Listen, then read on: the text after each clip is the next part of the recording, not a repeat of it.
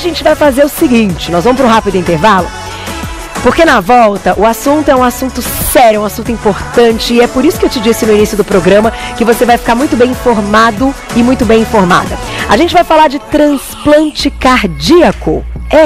Transplante do coração. A gente vai entender como isso é feito hoje no Brasil, como a gente consegue garantir um resultado e uma qualidade de vida e uma vida perfeita para essa pessoa que vai receber essa doação. A gente vai entender como tudo isso acontece e tem vários mitos e verdades também que a gente preparou para que você saiba exatamente a importância, muitas vezes, até de ser doador, né? Ontem aqui, eu já tenho até aqui na minha ficha que a gente comentou no final do programa, ontem foi o Dia Nacional da Doação de Órgãos. E amanhã é o Dia Mundial do Coração. Então nada mais justo do que hoje a gente fazer essa pauta com muito carinho. Queridíssimo Dr. Hélio Castelo já está com a gente. Eu te espero em 2 minutinhos depois do intervalo. Não sai daí.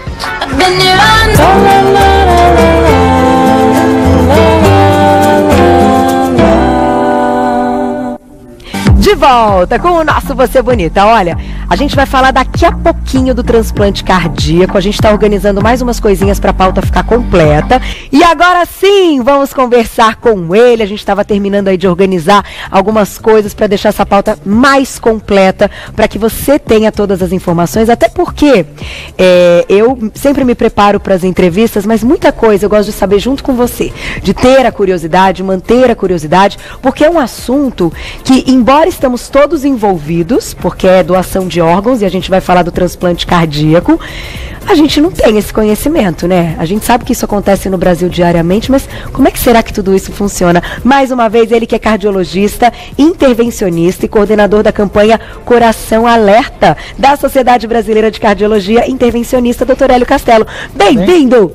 Tudo bom? Boa tarde, que prazer tê-lo aqui, né, para um momento tão legal, para uma campanha tão bacana. E eu entrei nessa campanha também, antes até da gente abrir a pauta. Vamos colocar a foto, Mar? Tem uma foto aí para mostrar para vocês, que eu tirei recentemente. Aí, ó, com a camiseta, com o coração, com a frase, né, porque a gente tá ali, ó, com a frase, atenção, a minha frase era... dor na mandíbula pode ser sinal de infarto. Muitas, eu vi que a Kátia também postou, achei super legal, e eu acho que isso é campanha, e a gente tem que estar aí realmente participando, porque é muito sério esse assunto, né, doutora? Em nome do Brasil, até eu queria te agradecer. Imagina. Porque agradecer a nossa equipe. Nós representamos a Sociedade Brasileira de Cardiologia Intervencionista, é uma campanha que não é de ninguém, é do Brasil, é das pessoas. E nós fazemos isso porque a porcentagem de morte é muito grande. Então é a principal causa de morte, você já sabe, você já falou aqui várias vezes, seus espectadores estão cansados de ouvir isso, mas é mais de 100 mil pessoas que morrem por ano no Brasil, e muitas dariam para se evitar, então a gente quer evitar aquelas que dariam para evitar. A gente vai falar inclusive alguns alertas aqui até o final da pauta e muitos mitos e verdades envolvendo o transplante cardíaco. Mas a primeira pergunta que eu queria te fazer, tem um vídeo daqui a pouquinho para a gente ilustrar, é a seguinte: isso acontece todos os dias no Brasil. O Brasil é hoje um país preparado e muito eficiente nesse transplante, né, doutor Hélio?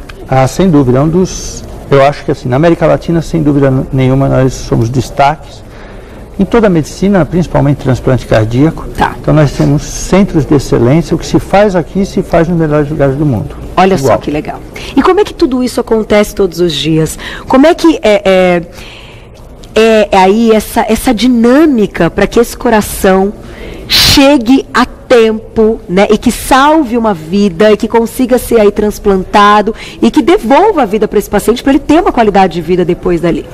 Essa é uma pergunta fantástica sua, porque ainda existe muito tabu em relação ao transplante. Primeiro existe um tabu religioso, vamos dizer assim, e tem que ficar bem claro que não existe nenhuma religião que é contra o transplante. Mesmo religiões que não permitem transfusão de sangue, elas não são contra os transplantes de um modo geral. Então isso é muito legal. Segundo, nós ainda sofremos muito com a falta de doação de órgãos. Ontem foi o Dia Nacional de Doadores de Órgão, né? Então coincidentemente, e quando uma pessoa doa, não precisa nem fazer nenhum papel passado em cartório, nem nada disso. Geralmente tem no documento dela que ela é doadora, mas o principal é que ela avise a família que ela é doadora. Porque mesmo que estiver no documento e a família se negar a doar, ela não pode doar. Ah, entendi. Então ela tem que manifestar a vontade dela em vida. Tá. Falar, olha, quando eu morrer, se for o caso, eu sou doadora de órgão. É importante também as pessoas saberem que não existe uma diferença no tratamento a partir do momento que você é doador. Então, o médico, os hospitais trabalham pela vida, não para doar. Então, enquanto a pessoa está doente lá, vamos dizer assim, sofreu um atropelamento e tal, a luta é constante para salvar essa pessoa. E ela só vão pensar em doação de órgãos, ela só vai ser uma doadora a partir do momento que tiver absolutamente confirmado a sua morte cerebral. Tá. Então é importante que as pessoas saibam que morte é morte cerebral, não é morte cardíaca. O cérebro que para. Então, quando o cérebro para, e é confirmado isso através de exames, não é só chega um médico lá, olha e fala, o cérebro parou, não, tem exames confirmados, registrados, tudo direitinho, aí sim a equipe vai atrás de saber se a pessoa é doadora, se ela tem possibilidade de doar, e aí desencadeia todo o processo. Entendi. Mas, acontecendo isso, vamos colocar então o nosso Ilustra para a gente dar uma olhadinha. Preservando este coração, a gente consegue fazer o transplante. Eu acho que aí no Ilustra, doutora, ele mostra um pouquinho o que é possível transplantar? Nós temos dois tipos de transplante, vamos dizer assim. Tá. O transplante que a gente chama de ortotópico, um nome feio, né, mas ortotópico, que é o transplante feito em 97% e 98% dos casos, que é esse. Quer dizer, você tira os principais vasos, vamos dizer assim, que mantém, como se fossem esses cortes, você tira toda essa parte que é o coração e traz um coração de um doador e costura, vamos dizer assim, quer dizer, faz a sutura e liga ele nesse ponto. Quer dizer, ele passa a funcionar normalmente. Existe o heterotópico, que é feito em 2% só dos casos, que você mantém o órgão e coloca um segundo. Então existem pessoas andando por aí com dois corações. Você coloca um segundo aqui conectado. Isso é para casos muito extremos, muito pouco utilizado, que é quando a pessoa tem uma pressão no pulmão muito alta, que só aquele pulmão que você aquele coração que você está colocando não está adaptado ainda para isso. Entendi. Então são algumas doenças muito específicas e aí você coloca o segundo coração. Mas 98% é esse tipo de transplante que você mostrou aqui. Olha que interessante. Daqui a pouquinho a gente vai fazer mitos e verdades, mas uma curiosidade. Em quanto tempo esse coração tem que chegar nesse paciente para ele continuar batendo para preservar a vida? Então, no máximo 4 horas. 4 horas. Esse 4 horas significa o seguinte, vamos dizer que uma pessoa, infelizmente, evoluiu para morte cerebral lá no Amapá, agora. E aí foi dado que é doador de órgão. Existe uma central de captação de órgãos no Brasil que identifica alguns dados daquela pessoa em termos de peso, altura e tipo sanguíneo e tal, ver quais as pessoas que estão na fila no Brasil inteiro e que seriam capazes de receber aquele órgão e além disso ver dessas pessoas quais estão mais graves. A única forma que faz uma pessoa passar na frente de outra dentro é se ela estiver muito mais grave. Se ela estiver, por exemplo, numa UTI e ela está para morrer. Entendi. Né? Então, aí, digamos assim, a fila não caminha... Ela pode ser, ela tem uma prioridade, vamos dizer assim, mas de um modo geral é totalmente a fila. Então não existe prioridade se você está num hospital privado, não existe prioridade se você tem dinheiro, não existe nenhum tipo de prioridade desse tipo. É importante que fique bem salientado isso.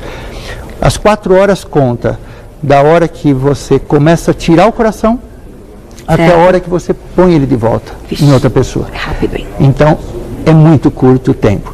Então, hoje, o governo recentemente colocou os aviões aí oficiais à disposição da doação de órgão. Então, isso facilitou um pouco, mas mesmo assim é uma corrida contra o tempo. Olha que fantástico, essa informação era algo assim, é claro, como curiosidade, mas também até para que a gente saiba a importância e valorizar esse trabalho que é feito com tanta rapidez e tanta eficiência, doutora Hélio, muito bom.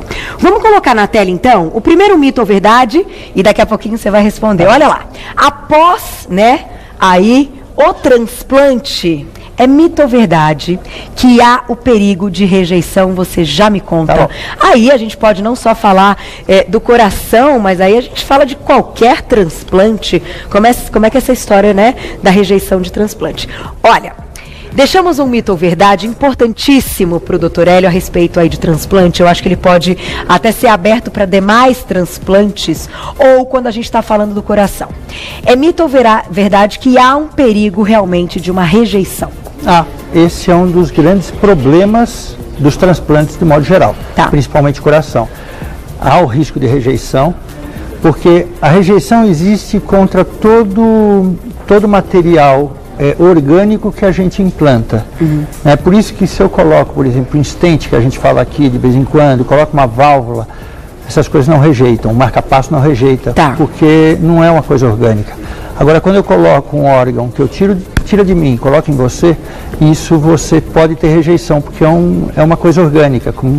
O organismo da gente sente como se fosse uma bactéria que entrou lá dentro. É uma coisa estranha que entrou. Ele tem que tirar aquilo lá de lá. Então, essas pessoas ficam usando algumas medicações que rebaixam muito a imunidade deles. Então, para fazer com que eles sejam menos responsivos àquela rejeição do nosso organismo. Então ela se torna uma pessoa de baixa imunidade. Baixa imunidade. Então ela seria, entre aspas, como funciona um indivíduo com AIDS, por exemplo. Guardando as devidas proporções, ele não tem a doença. Né? Ele é mais suscetível... Frágil, vamos dizer assim, o paciente com o paciente mais frágil. Exatamente, ele é mais suscetível a pegar uma infecção. Então esse é o grande cuidado do indivíduo que tem um transplante. Quando a gente fala de transplante, o tipo sanguíneo é importante ser conhecido e avaliado tanto deste doador quanto quem vai receber aí o órgão? Tem que ter uma compatibilidade de tipo sanguíneo.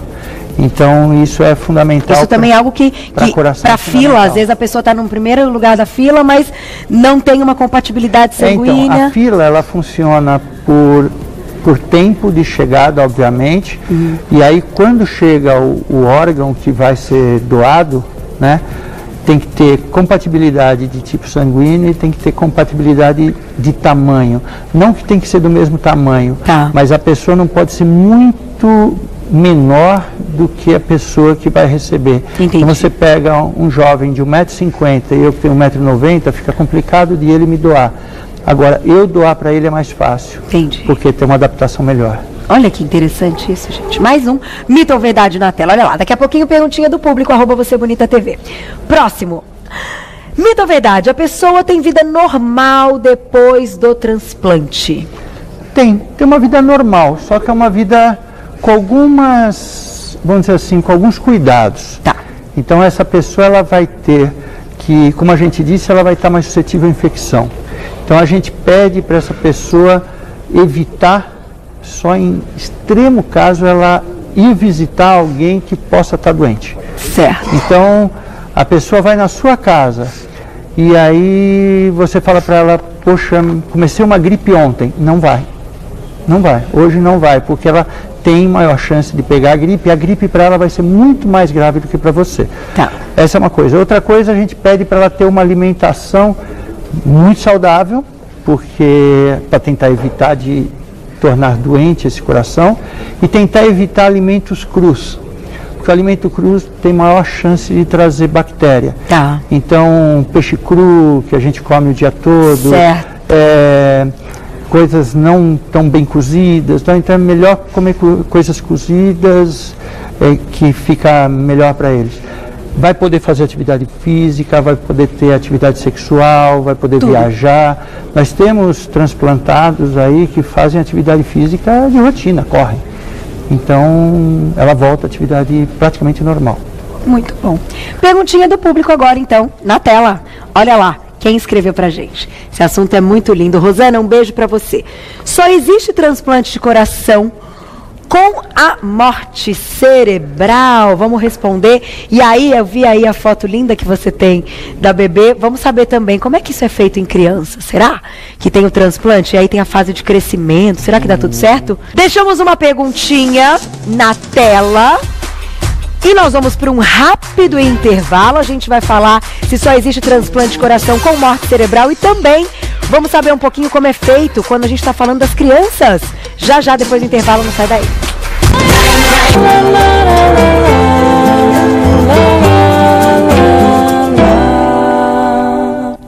De volta com o nosso Você Bonita hoje com o Dr. Hélio, cardiologista. A gente está falando de transplante cardíaco. Lembrando que ontem foi o Dia Nacional de Doação de Órgãos e amanhã é o Dia Mundial do Coração. Por isso, Você Bonita está aí também dando todo um apoio para essa campanha, Coração Alerta, e mantendo um comprometimento com você, que é nosso público e que todos nós corremos riscos. Sem por dúvida, isso que a gente tem que estar bem informado, né? Qualquer idade. Deixamos uma perguntinha, doutor Hélio. Pergunta da Rosana. Só existe transplante de coração, ou seja, ele só é possível com a morte de um doador, que seja uma morte cerebral? Sem dúvida. Absolutamente. Porque o coração você tem que tirar de uma pessoa e passar para outra. Não tem como fazer uma doação em vida, né? Alguns órgãos você pode doar vivo. Por exemplo, o rim. O rim é o mais comum. Tá. Rim, pele, eventualmente você pode doar vivo. Fígado, você pode tirar um pedaço do fígado de uma pessoa, ele se transforma e torna um fígado normal numa outra pessoa. Você não precisa tirar o fígado inteiro. Agora, coração não tem jeito. Coração isso uma outra pessoa viva? Viva. Você pode tirar. Jura? Pode. De fígado? Fígado. Falamos ontem até de fígado, né? De e rim também. Rim você pode tirar o rim. Um rim meu dá para você, eu fico com um rim, eu consigo viver com um rim. O fígado sim, porque ele se regenera muito rápido. Tá. Então eu consigo sobreviver sem o meu fígado inteiro. Tiro uma parte, ele vai depois de um tempo, ele está em tamanho normal e para você também ele cresce também. Então a gente fica com forma-se dois fígados, mais ou menos assim. Uma morte que interrompa esse ciclo do coração, que seja um problema no coração, impossibilita a doação, inclusive, de outros órgãos? Não necessariamente. A pessoa que tem uma morte de origem cardíaca, ela não vai poder doar, obviamente, o coração. Tá. Mas ela pode ser um doador de rim, ela pode ser um doador de córnea, ela pode ser um doador de pele, doador de osso. Tem coisas que as pessoas nem sabem que existe doação. É verdade. Doação de pâncreas, né? Então ela pode doar um outro órgão que esteja em ótimo estado. Antigamente também a gente tinha limite de idade. Hoje você pode ser doador acima, por exemplo, de 70 anos, desde que obviamente tenha seus órgãos em bom estado. Coração um pouco mais difícil, porque geralmente nessa idade a pessoa já tem alguns problemas no coração, mas pode não ter e pode doar. E pode ser jovem também, criança pode doar para outra criança eventualmente. Olha só, e eu ia chegar exatamente nessa parte. Como é que isso acontece quando a gente está falando aí das crianças? Até porque é uma fase de crescimento, então receber um coração só pode ser de uma outra criança. De uma outra criança ou de uma pessoa jovem, mas a criança pode receber, ela pode fazer transplante em criança também. Então, não necessariamente só de criança, pelo menos até onde eu conheço. Né? Eu posso até depois pôr essa informação melhor no Instagram, mas ela pode receber de uma pessoa ainda jovem, ela pode receber. Olha, gente, então, a gente tem que estar atento a tudo isso. Poxa vida, quantas vidas, né? Eu vou deixar para falar no final, assim, da pauta, até para saber se o doutor Hélio tem informações, porque o transplante de medula, as pessoas também não precisam não estarem vivas, né? Estarem mortas para fazer a doação da medula. A medula é mais fácil. Então, e que é algo tão importante que salva tanta vida, né? Muito, demais. Meu Deus do céu, é importante a gente comentar dele também. Vamos colocar mais um mito ou verdade, então, aqui na tela. Mito ou verdade? Após o transplante é preciso eliminar todos os alimentos crus da dieta? A maioria. A gente pede para evitar. Não quer dizer que se a pessoa comer uma maçã, vai tudo por água abaixo. Entende? Mas dar preferência a alimento cozido. Evitar também muita fritura, porque mais pela agressão do novo coração. Tá? Porque fritura faz mal, a gente já falou aqui várias vezes, você fala toda hora aí com a sua dieta saudável, etc. e tal. evitar carne de porco, principalmente se você não sabe a procedência, porque tem mais chance de trazer alguma doença. A salada, fala, puxa, mas não vai comer salada, agora o cara pode. Então ele vai ter que comer talvez mais verdura cozida, porque uma verminose num indivíduo com transplante, ela é mais grave do que em você. Entendi.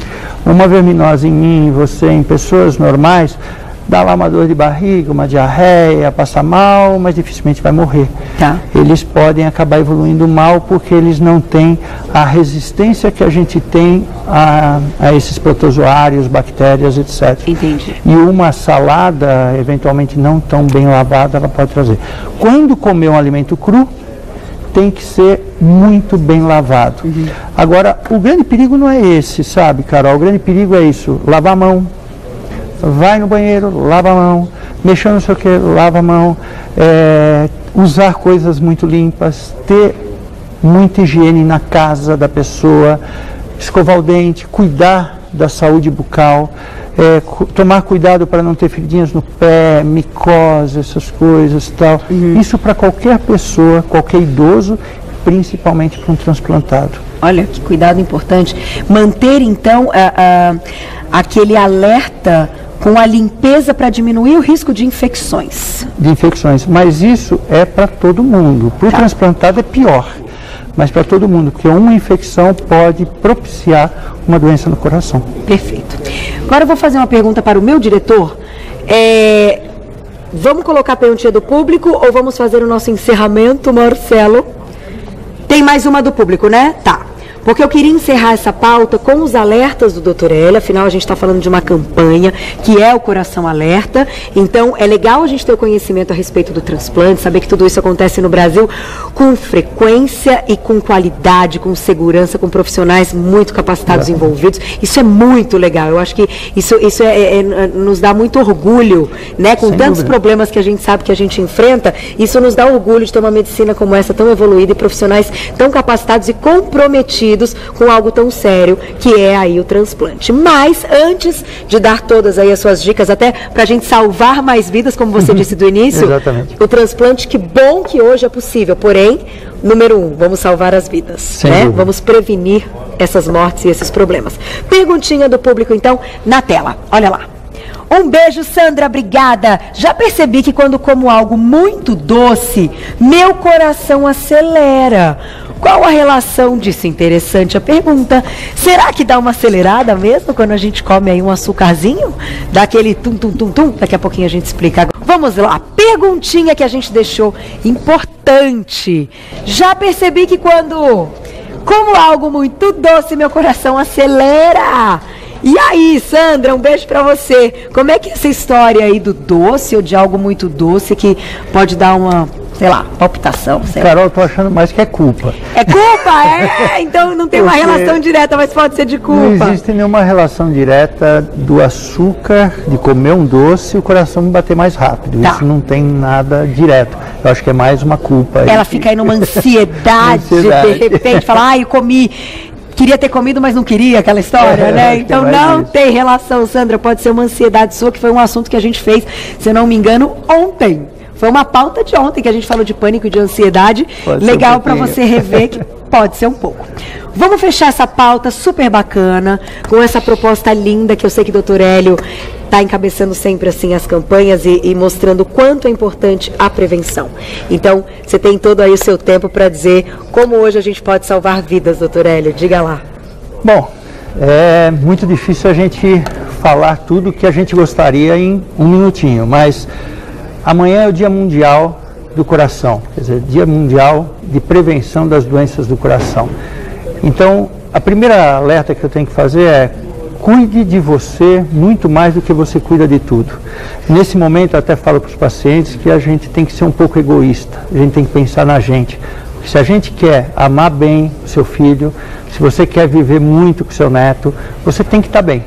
Então, não fume, não beba, nada em excesso, cuide do teu diabetes, da pressão alta, do colesterol, cuide da tua alimentação, faça atividade física rotineira após um check-up, uma boa avaliação com o seu cardiologista. E em relação à doação de órgãos, se você puder ser doador, seja doador de órgãos. Você vai salvar uma vida quando você não tiver mais vida. Então sempre vale a pena, e quando você tiver um ente querido que perdeu a vida, eu sei que é um momento muito triste, é muito difícil, mas pense que alguém pode estar com o coração dele batendo no peito lá. Muito bom. Até emociona, né? Porque isso é falar da nossa vida, do nosso dia a dia, dos problemas que acontecem. E, puxa vida, algumas coisas a gente consegue controlar e consegue prever, outras não. Mas se a gente estiver bem informado, algo ainda é possível ser feito. Como o doutor Hélio falou, a gente só pode agradecer. Eu vou passar um site para vocês, vale a pena entrar para você ter mais informações. www.coraçãoalerta, sem acentos, tá? Então fica coracaualerta.com.br. Tem um outro site que é o www.sbhci.org.br, que é da Sociedade Brasileira de Cardiologia Intervencionista. Claro que, doutor Hélio, você está lá no Facebook, Hélio Castelo. Tem Instagram também, Hélio Castelo. E no Instagram do Coração Alerta, ou no teu, no de vocês, eu posso responder as perguntas que forem colocar e eu respondo lá também. Olha só, então vamos estar aí preparados, porque as coisas podem acontecer, e a gente já falou várias vezes aqui, que não precisa estar tão mais velho, não precisa estar tão numa fase madura ou adulta da vida para ter problema no coração. Eu mesma tenho um amigo que eu te descrevi, que ele infartou com 34 anos. Gente, isso acontece. Então, vamos estar preparados para reconhecer esses problemas e poder contar para todo mundo que hoje o transplante no Brasil é um sucesso. Vamos entender mais sobre isso, para que a gente possa também tomar a decisão. Você, como eu diria, um líder nesse momento, deu aí o seu conselho, né, e a sua palavra. Eu acho que vale lembrar, vale pensar, vale ter isso esclarecido, falar, poxa, o quanto vale a pena salvar outras vidas? Para cada um vai ter uma resposta. Exatamente. Não é verdade? E, Carol, doação tem em todas as regiões do país. Em todas, e né? No tem Brasil transplante inteiro. Em todas as regiões do país. Então não precisa só vir para São Paulo, ir para o Rio e para grandes centros. É claro que geralmente é nas cidades grandes, mas todas as regiões do país hoje estão capacitadas para transplantar. Aí, muito obrigada mais uma vez. Sempre um prazer recebê-lo, esse trabalho sério, e eu também aí adorei esse coração, adorei receber, coloquei na foto, tá lá no meu camarim o coração, porque juntos eu acho que a gente consegue ir mais longe sempre. Muito obrigada, doutor Hélio, sempre um grande prazer.